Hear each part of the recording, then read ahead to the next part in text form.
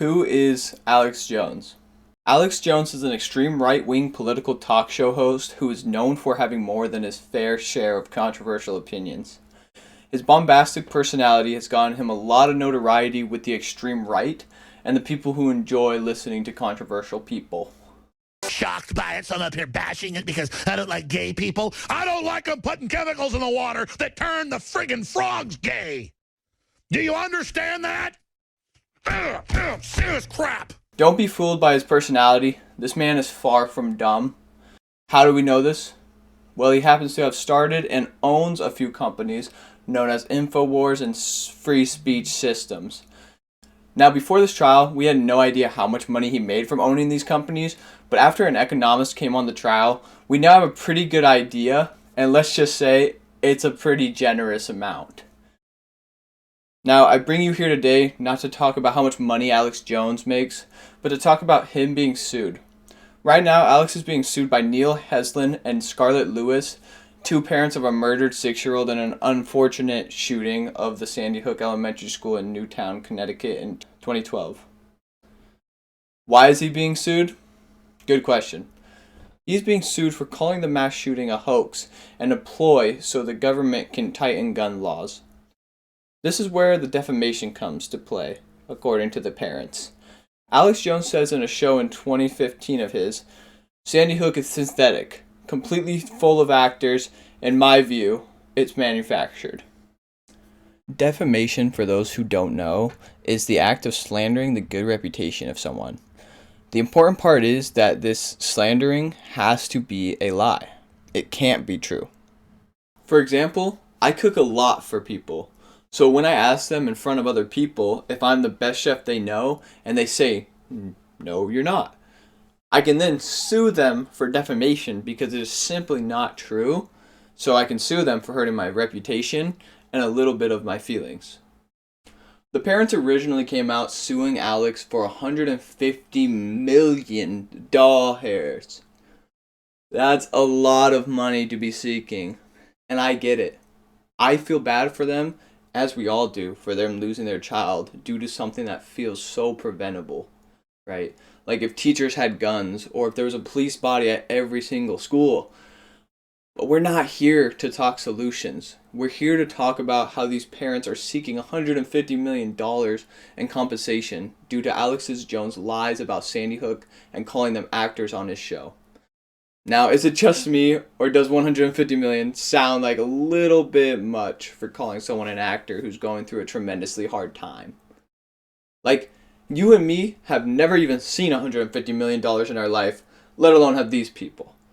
So why did they aim so damn high? Like, I get it. You shoot the ball high because you know it's going to come down a little bit. But still, the CDC has an actual number on how much a human life actually costs, and they claim it's 10 million macaroons even, which I still think is a little bit high. Like, where do they get their number from? I assume it's how much they think a person's going to make in their lifetime, but like even if you make 200K for 30 years, that's still only around 6 million. So I'm a bit confused on why that's so high. Anyways, but let's get one thing right. This kid did not deserve to die by any means, okay? It's a tragedy.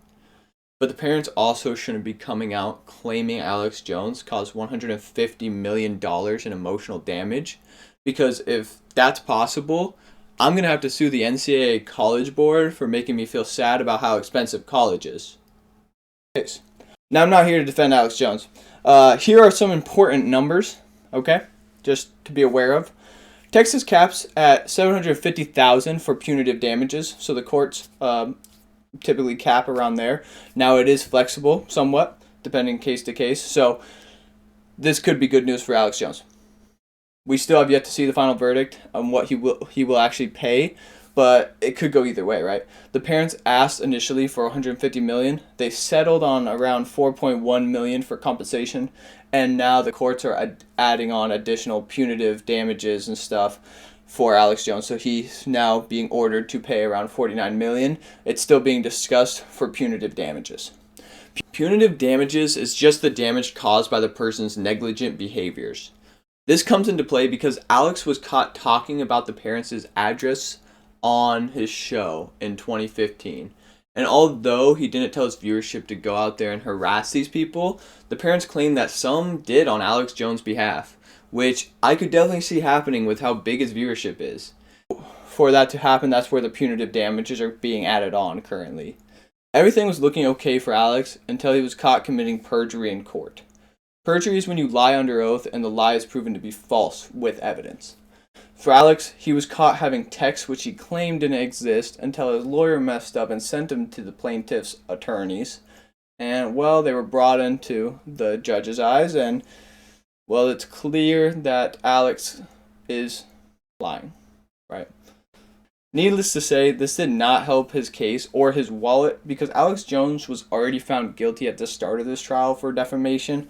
All that was left was how much money would he have to pay.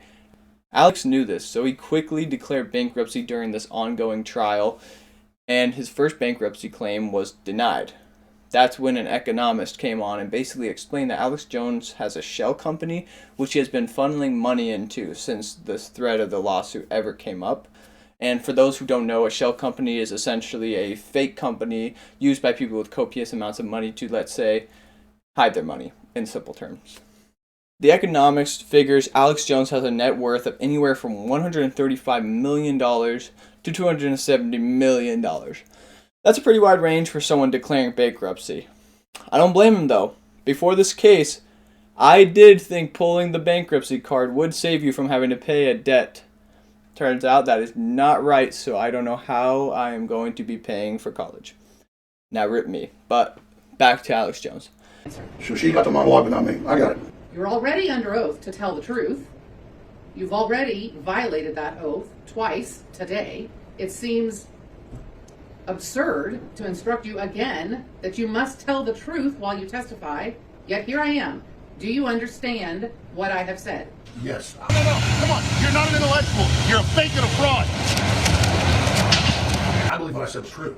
So Yes, you believe everything you say is true, but it isn't. Your beliefs do not make something true. That is what we're doing here. Just because you claim to think something is true does not make it true.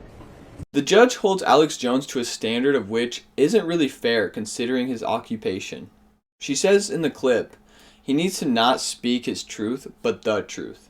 Okay, well, how do you distinguish between your truth and the truth? Well, there's this thing called objective reality, that of which standard media has never been held to in the existence of CNN, NBC, or Fox.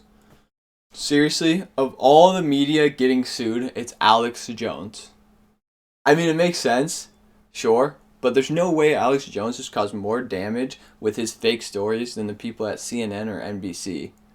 You had both news platforms the last few years telling people cops want to shoot black people for fun, so get rid of all the police, and those people who don't wear masks or want to get vaxxed want you dead. And now we have to make some kind of distinction between those platforms and Alex Jones. Because Alex Jones is literally doing the exact same thing as them, which is essentially just they all share their opinions on their platforms. So why is he being sued for calling a school shooting fake and saying that it's a ploy of the government to tighten gun laws, versus another platform literally telling you to be scared of people who have a different political opinion than you?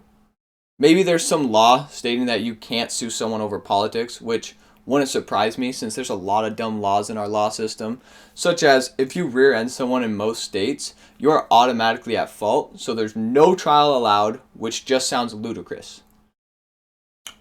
So I'm going to throw another theoretical situation that has totally never happened, ever, right? But I just want to juxtapose this to the Alex Jones lawsuit, which is, let's say Don Lemon, the host of CNN, were to play a video of a police shooting, and he goes to say that the police officer is racist and should lose his job. The shooting goes to trial, and the police officer ends up being innocent, right? They considered the shooting justified, right? No racial biases whatsoever.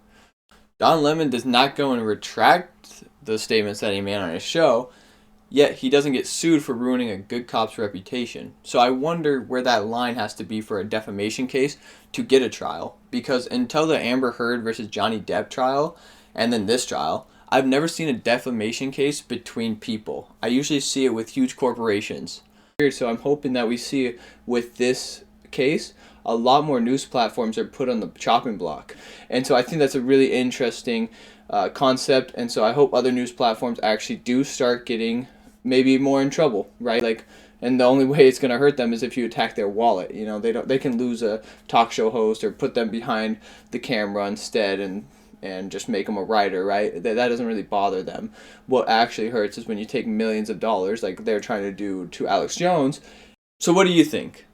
Let me know in the comments below if you think $150 million is fair for emotional damages specifically caused by Alex Jones and not the loss of a kid.